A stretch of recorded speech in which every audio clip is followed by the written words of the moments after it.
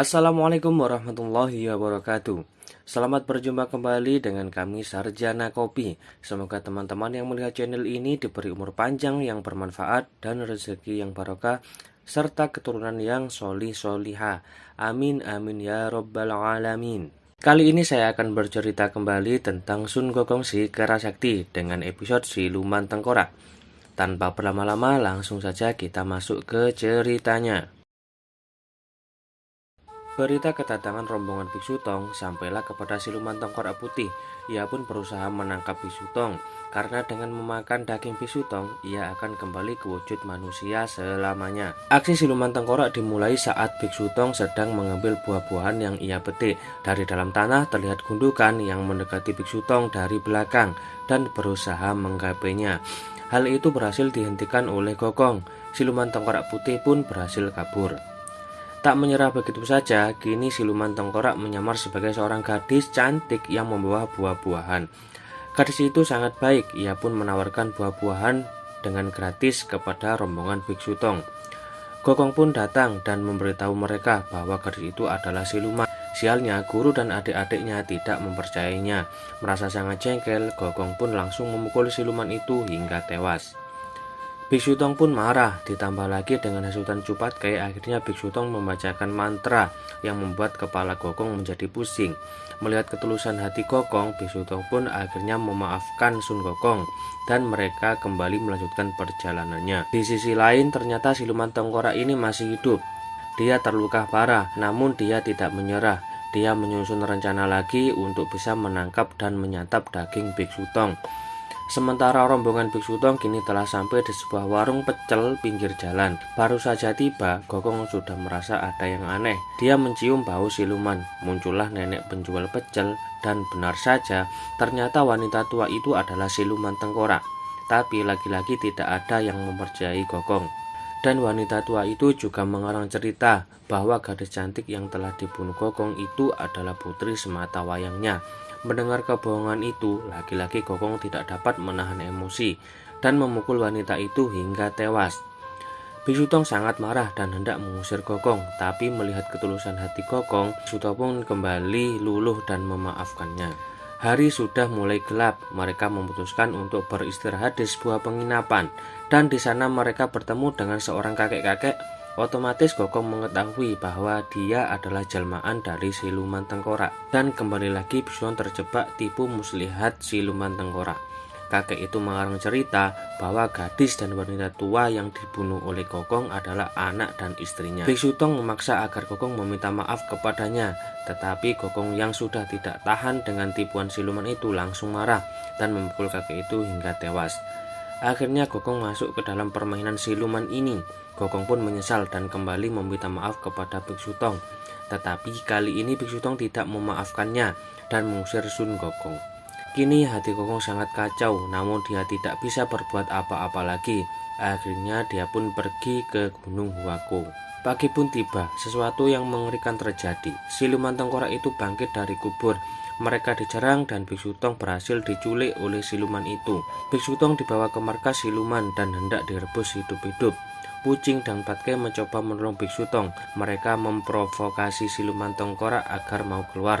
Akhirnya siluman itu mau keluar dan pertarungan pun terjadi. Di dalam markas siluman tengkorak, Biksu Tong didatangi oleh kekasih siluman itu. Ia bercerita bahwa dia juga korban penculikan siluman tengkorak. Wuching masuk untuk menyelamatkan Biksu Tong. Tanpa basa-basi, Wuching langsung membunuh kekasih siluman tengkorak itu karena mengira bahwa ia adalah musuhnya. Sementara itu, di luar pertarungan masih berlangsung dan Patkai berhasil menang telak. Ternyata Patkai menjadi kuat karena dirasuki oleh 4 jenderal yang diperintah oleh Sun Gokong. Namun siluman tengkorak berhasil kabur dan Biksu Tong dapat terselamatkan. Biksu Tong sangat menyesal karena telah mengusir Gokong. Ini ia baru sadar bahwa perkataan Gokong itu benar. Siluman tengkorak yang berhasil kabur, ia kembali ke markasnya dan mendapati kekasihnya yang telah tewas.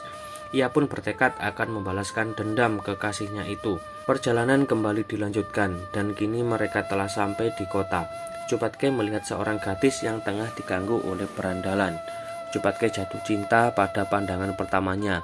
Kemudian ia merubah wujudnya dan menolongnya. Ternyata wanita itu adalah seorang putri.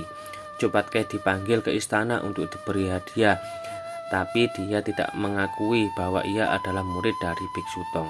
Kepada raja, ia mengaku adalah seorang pengembara. Raja pun kagum dan hendak menjodohkannya dengan sang putri. Malam pun tiba, ia kembali ke tempat Biksu Tong dalam keadaan mabuk berat. Bahkan ia mengaku bahwa baru saja membunuh orang. Ia meminta kepada gurunya agar diusir. Hal ini bertujuan agar Patkai bisa menikahi putri. Tetapi Biksu Tong tidak mau melakukan kesalahan yang sama, tetap memaafkan Patkai. Tapi Patkai tidak kehabisan akal.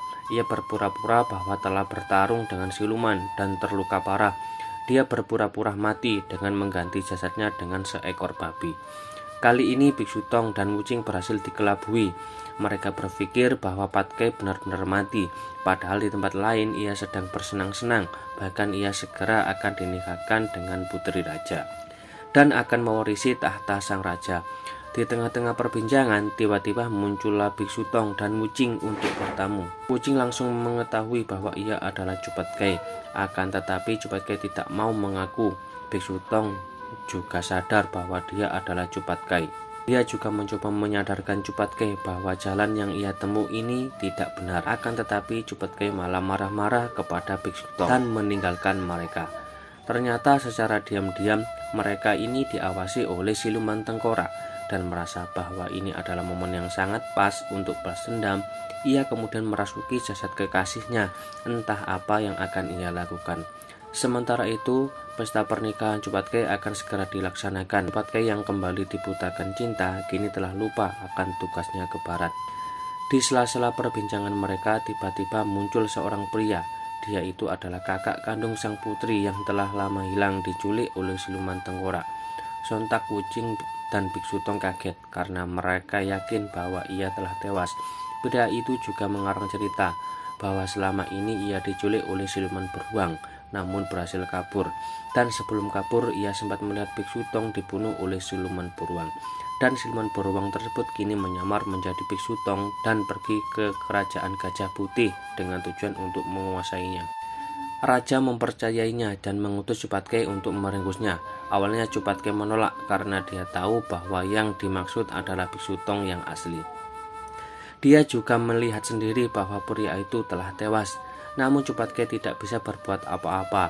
Pada malam harinya, siluman tengkorak menyerang Wuching. Wuching pun terluka parah. Siluman tengkorak juga merubah Biksu Tong menjadi seekor beruang. Chupatkai datang terlambat dan langsung mengajar beruang itu, mengira bahwa dia yang menyerang Wuching. Wuching berusaha mencegah Chupatkai, namun tidak memiliki cukup tenaga untuk berbicara. Saat Patkai hendak membunuh beruang, tiba-tiba Wuching menghalanginya, sehingga Wuchinglah yang terbunuh. Chupatkai menyesal karena telah membunuh Wuching dan gurunya. Dia hendak bunuh diri namun dicegah oleh kuda putih dan memberitahu bahwa Biksu Tong masih hidup. Kini Biksu Tong ditangkap dan dibawa ke istana.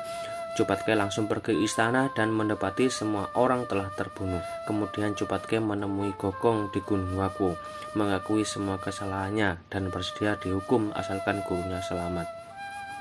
Singkat cerita, Biksu Tong berhasil diselamatkan dan siluman tengkorak berhasil dibunuh.